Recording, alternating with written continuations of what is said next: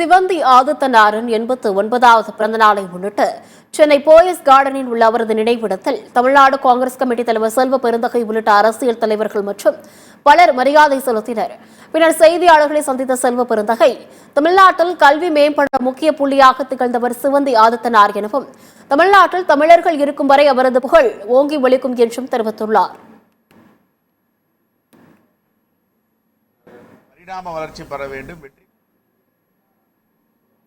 ஆதித்தனாராகட்டும், ஐயா சிவந்தி ஆதித்தனாகட்டும், அவர்கள் பாரம்பரியமாக தமிழ்நாட்டு மக்களுக்கு கல்வியில ஒரு மிகப்பெரிய மேம்படைய வைப்பதற்கு முக்கிய காரணமாக இருந்தார்கள்.